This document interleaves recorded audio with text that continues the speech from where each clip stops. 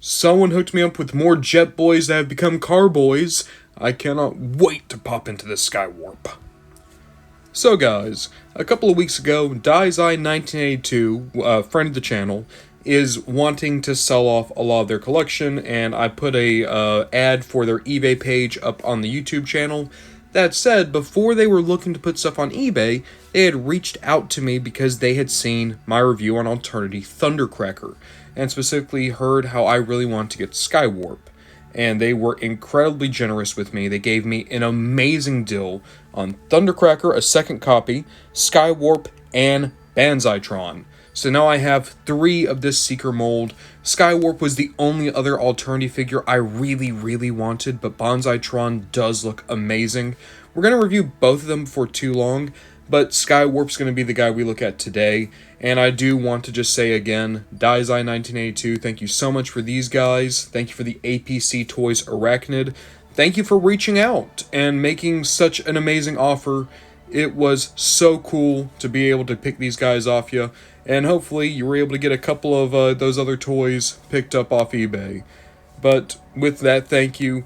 I just want to now gush about this Skywarp that's going to look so good for my Thundercracker. If you don't know what Alternity is, this was essentially TakaraTomy in Japan making a sequel series to Alternators. Even though Alternators had dried up over here in the United States, the idea of taking essentially model cars and turning them into Transformers was still doing decent enough business in Japanese markets for them to continue on.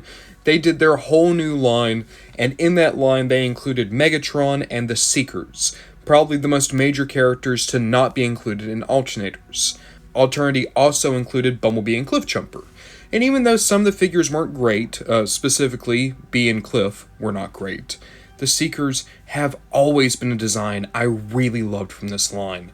This is Skywarp, and as you can see, he just looks so good in the box. It's literally still more designed to look like a model car, but we do have Skywarp right here, and you can see right here the name of the car.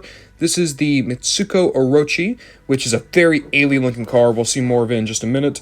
Destron here on the back. Some good glamour shots of the figure. And then here, just the front of it. And there's some legalese down below. So, good-looking box. I like the Alternity boxes. Let's actually get Skywarp out of that package. Skywarp's car mode is just beautiful. This beautiful finish, this very gloss finish, makes the entire car feel so much more extravagant. And the sculpting on the car is also wonderful. This design of car, I know, is very divisive. Not a lot of people liked the Orochi, that's why it's not around, or at least not around in this guise anymore. But I've always enjoyed just how alien it looked. It is such a good type of car mode. A couple of cool features of it. If we pop open the hood, which is a bit stiff, and we're going to be very careful doing this, there is actually a spark chamber down below. That's better shown when you start transforming it, but it is there. Alongside that, we're going to try to open up this door. We're going to be very careful because I don't want to break anything, and the paint can get a bit stuck. Oh, come on. There we go, Skywarp. There is a steering wheel and a seat within. So just like Alternators, you were getting interiors. And then down here in the back, this is also very hard to open up, especially if you've not gone through a transformation yet, because all the hinges are just a bit stiff. But here in the back, you actually do have a trunk, and they've done their best to make it look like a proper trunk. You can see the Decepticon logo back there. So, just like Alternators, they were giving you all these components of the car. It rolls like a dream. It's just beautiful. I love every angle of this car mode. But of course, what is a Transformer if it doesn't transform? Well, it'd be an Action Master, and I like those too. But this guy does have a robot mode. Before we get into it, I want to show you guys a type of pack-in that came with Skywarp and not Thundercracker. So Thundercracker would have been one of the final releases in Alternity, and as a result, he came with a lot of pack-in stuff to explain the story of Alternity.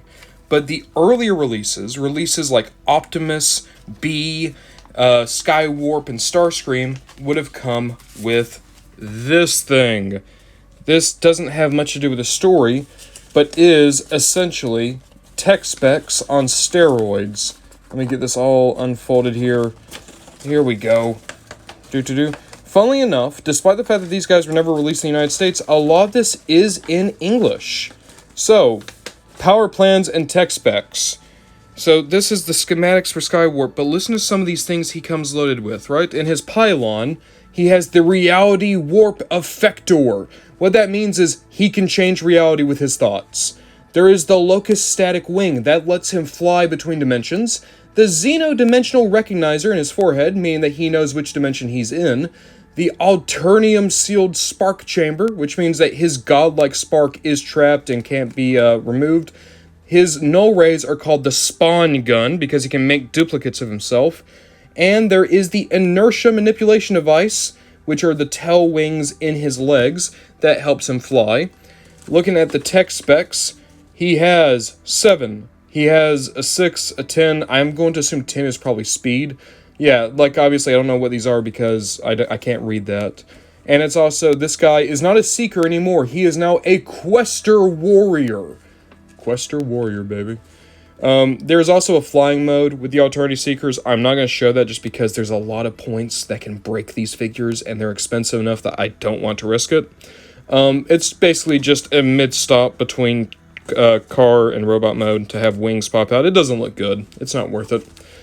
But that is so cool. This is also the directions, by the way. So the whole thing with Alternity is I mentioned that in the real world, the toy design was this is an evolution of Alternator to make them more advanced and more what TakaraTomy wanted them to be. But in the fiction, this was also the final evolution of the Transformer species. The Alternity characters aren't like the G1 Optimus or the G1 Skywarp. These are gods. These are the most powerful versions of these characters, period. Optimus Prime and Megatron specifically had guns that could destroy entire universes to cut them off from Unicron attacking them. The Questers, which is the Seekers, had similar weapons as did Bee and Cliffjumper. They were the most Mary Sue fanfiction version of these characters, and I'm all for it. Now, let's see that robot mode, baby. Getting Skywarp to robot mode, and let's talk about the obvious thing right now. It's a beautiful figure. It's honestly almost as good looking as Thundercracker. Changing out that candy finish for a gloss finish doesn't just mean that the colors make Skywarp feel different, but the very gleam and shine of the lights hitting the figure is completely different. He's a lot more reflective, looks a little bit more polished, whereas Thundercracker had a certain matte look to the entire figure. This was actually a thing they did across the Questers. For Starscream, he got a pearlescent paint job, Skywarp got a glossy paint job, and Thundercracker got more of a candy coat. That's amazing. It's something I honestly would love to see in the Seekers again, just to make them a little bit more different. The sculpting here is still incredible, and I love the general shape of the figure. But there are some issues.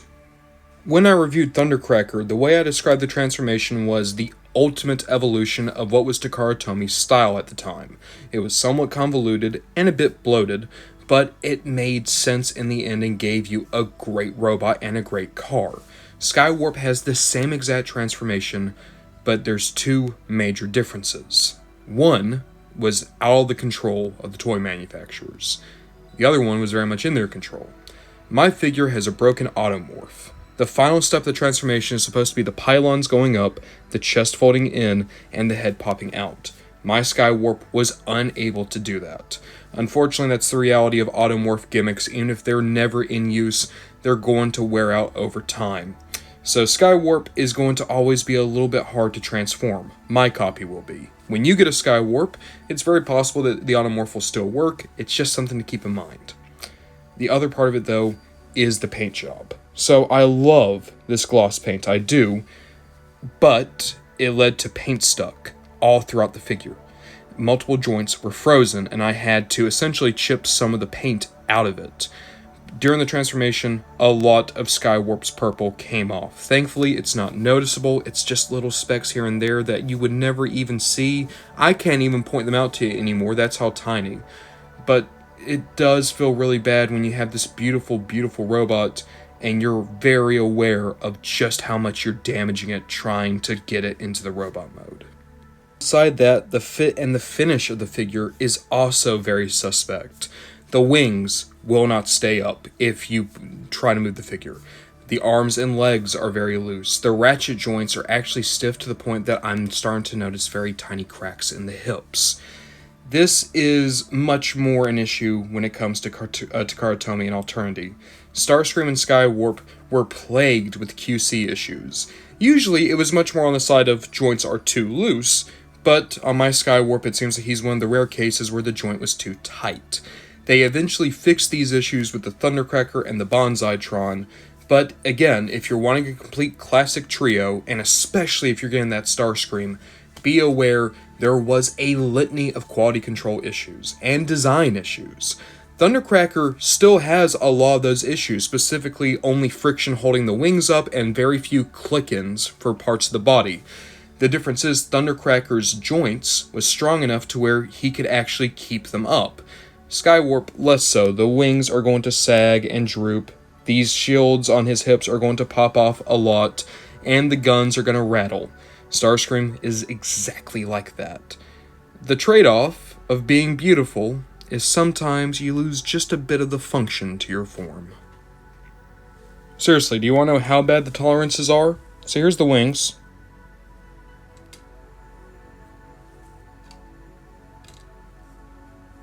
Bit rough. Also, the toes. So, you can see I got one toe out. That piece is not coming out. There's not a part sponger I have small enough to get in there. It's paint stuck. And the wings are showing the exact opposite issue with how loose they are. The waist will pop out of place a lot. Skywarp is going to look beautiful on a shelf. All the Alternity figures will. But whereas Thundercracker was still a playable figure, Skywarp is going to be a figure that you put into one or two poses, and then you're going to find a nice, beautiful spot for them in your display. They are not a toy meant to play with, unfortunately, and a lot of that just comes down to the tolerances. Don't get me wrong, when you have a figure that looks like that, which is to say drop-dead gorgeous, one of the best-looking Transformers ever made, I don't think you need to be that playable a figure. This is an adult collectible. This is not a Generations figure, it's not a Studio Series figure, it's not even a Masterpiece figure. It is a figure that was designed to be a spectacle, not a toy. And that's fine. That is the design intent of this Skywarp, and I'm happy because it achieves that so wonderfully. It is beautiful, and the paint is gorgeous, and the sculpt is incredible, and I do love how it looks. I just wish, especially compared to Thundercracker, that maybe he could hold himself together a little bit better. To be fair, I did just notice, I forgot one thing here. I'm sorry I just spiked the camera. This is going to help with his shoulders a little bit. Boop. But even then, the shoulders weren't what giving me issues. I'm glad that that's there, but there's still nothing that connects the wings, there's still nothing that helps with the foot, there's still nothing that helps with the waist. So, with all that said, would I recommend Skywarp? Of course I would! He's still absolutely gorgeous. He's still one of the best looking Transformers. He looks so good next to this Thundercracker. Honestly, these two are a shelf by themselves. They look so good together. Oh, man. Oh, my God. I've not actually put them together before I took this video, and now it's actually sinking in how good they look together. Yeah. I will say, I'm having enough issues with Skywarp that I'm not going to go through articulation in this video. Check out my Thundercracker review for the articulation of this mold. But just because this isn't a playable figure doesn't mean it's not a valid figure. It is doing exactly what I wanted it to do, and that is make this Thundercracker feel even more special. And having his best buddy Skywarp here, and Skywarp looking so good in this beautiful, beautiful deep violet. This honestly might be one of my highlights as a collector, is just seeing these two together. I don't need Starscream, but I am kind of happy I'm going to have Banzaitron to complete a trio of these guys, because this is the best it's ever been. to be a jet car that moonlights as a god with a beautiful paint job with your boyfriend. These two are living a life.